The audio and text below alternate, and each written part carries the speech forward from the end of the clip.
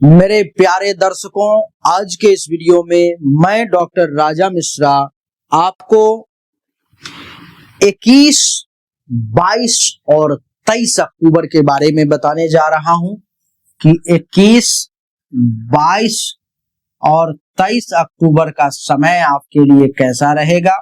राशि फल है, ये 3 दिनों का गोचर कुंडली का इसके लिए निर्माण करना पड़ेगा, तो जिससे कि प्रत्येक राशि वालों को पता लग सके कि उनकी राशि में किस भाव में चंद्रमा जो है सो विराजमान है। लेकिन मुझे लगता है कि उससे पहले आपको 21, 22 और 23 तारीख के पंचांग से अवगत करवा देनी चाहिए।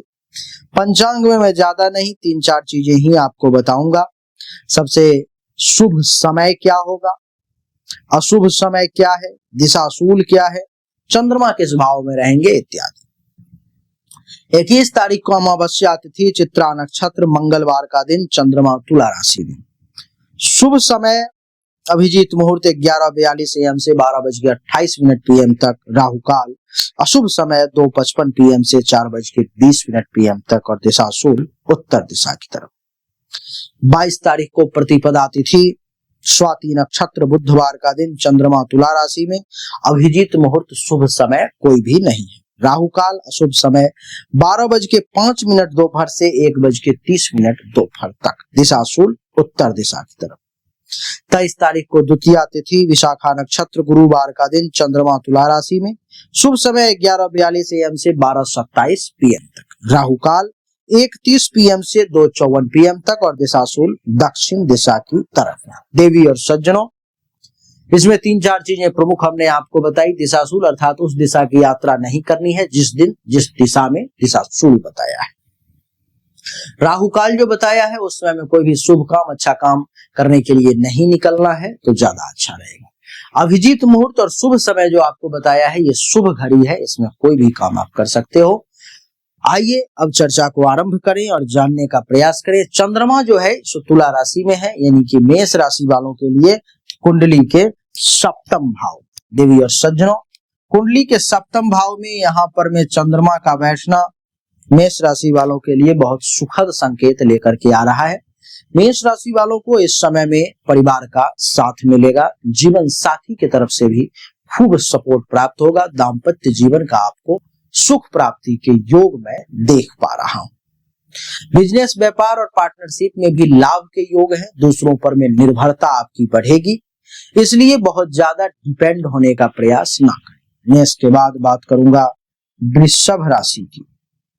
वृषभ राशि वालों के लिए कुंडली के छठे भाव में है चंद्रमा, जो ये दर्शा रहा है कि इस समय में कर्ज या मुकदमे से जुड़े तनाव भी आपको परेशान कर सकते हैं। विरोधियों से आप सावधानी रखें। स्वास्थ्य में थोड़ी परेशानी आपको हो सकती है, तो हेल्थ का भी विशेष ख्याल रखेंगे तो अच्छा रहेगा। वृषभ के बाद बारी आती है राशि चक्र की तीसरी राशि मिथुन राशि की, जिसके लिए चंद्रमा कुंडली के पंचम भाव में है, जो ये दर्शा रहा है कि प्रेम संबंधों में प्रगाढ़ता के योग है। पढ़ाई लिखाई में मन लगेगा, एकाग्रता बनी रहेगी, संतान से संबंधित प्रसन्नता रहेगी मन में। बात करूंगा कर्क राशि की। कर्क राशि वालों के लिए कुंडली के चौथे भाव में विराजमान है चंद्रमा, जो ये दर्शा रहा है कि वाहन या संपत्ति से संबंधित सुख मिलने के आपको विशेष योग इस समय में मैं देख पा रहा हूं। माता का सहयोग और प्रेम भी प्राप्त हो। घर परिवार में शांति और सुकून मिलने के भी विशेष योग बन रहे हैं। कर्क के बाद बारी आती है सिंह राशि। सिंह राशि वालों के लिए कुंडली के तीसरे भाव में विराजमान है चंद्रमा, जो ये दर्शाता है कि यात्रा के योग बन रहे हैं। नए कार्य में रुचि देखने को मिलेगी। भाई बहनों से भी आपको सहयोग प्राप्त होगा। साहस, पराक्रम और आत्मविश्वास भी बढ़ता हुआ प्रतीत होगा। सिंह के बाद बात करूंगा कन्या राशि। कन्या राशि वालों के लिए कुंडली के द्वितीय भाव में विराजमान है चंद्रमा, जो ये दर्शा रहा है कि स्वादिष्ट भोजन की प्राप्ति, वाणी में मिठास आएगी और आर्थिक लाभ के भी संकेत है। परिवार में मधुरता या भावनात्मक जुड़ाव भी बढ़ता हुआ प्रतीत हो रहा है।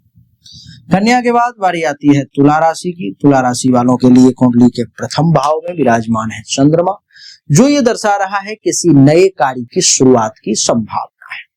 स्वास्थ्य में थोड़ा असर पड़ सकता है, जिससे थकान, कमजोरी महसूस हो सकती है।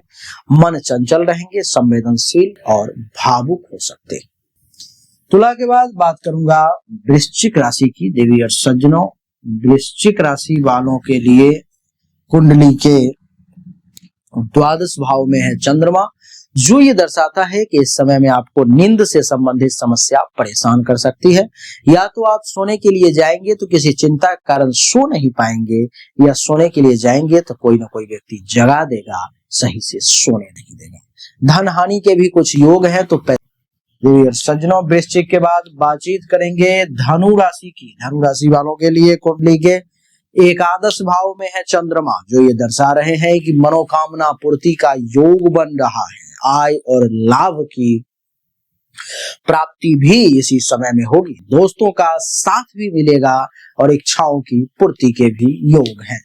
धनु के बाद बात करेंगे मकर राशि की। मकर राशि वालों के लिए कुंडली के दसम भाव में है चंद्रमा, जो ये दर्शा रहा है कि अपने से बड़े लोगों से संपर्क बनेगा, नौकरी और व्यवसाय में प्रगति होगी, कार्य क्षेत्र में सम्मान के भी विशेष योग बन रहे हैं, पिता से भी लाभ मिलेगा। मकर के बाद बारी आती है कुंभ राशि की। कुंभ राशि वालों के लिए नवम भाव में है चंद्रमा, जो ये दर्शा रहे हैं कि पिता के धन का आप प्रयोग करेंगे, धार्मिक यात्रा या पुण्य कार्य का भी अवसर आपको मिलेगा, भाग्य का भी आपको सहयोग मिलेगा, संत महात्मा का आशीर्वाद भी प्राप्त होगा। बात करूंगा राशि चक्र की अंतिम राशि मीन राशि की। मीन राशि वालों के लिए अष्टम भाव में है चंद्रमा, जो ये दर्शा रहा है कि अचानक से खर्च अथवा परेशानी बढ़ सकती है। आपको इस समय में रहस्यमयी बातों और गुप्त विषयों को जानने की रुचि जागृत हो सकती है। मानसिक अशांति या चिंता भी आपको थोड़ा सा परेशान कर सकता है। तो देवी और सज्जनों, यही थी मेष से लेकर के मीन तक की कहानी, जो 21, 22 और 23 अक्टूबर का हमने आपको बताया कि ये समय आखिर कैसा रहेगा। हमने अभी तक आपको जो भी जानकारी दी ये 100% सत्य नहीं है। फिर से सुने, 100% सत्य नहीं है। आपने बिल्कुल सही सुना है। ऐसा मैं क्यों कह रहा हूं? क्योंकि अभी तक जो हमने आपको बताया ये एक सामान्य राशिफल है, विशेष नहीं है। विशेष जानकारी, 100% एक्यूरेट जानकारी तो आपको तभी मिल सकती है जब पर्सनली आपके जन्म कुंडली की जांच की जाए, पर्सनली आपके हाथ की रेखा को देखा जाए, तभी तो सिर्फ आपके बारे में सही जानकारी आपको प्राप्त होगी। और जब वो जानकारी प्राप्त होगी तो वो 100% एक्यूरेट होगी।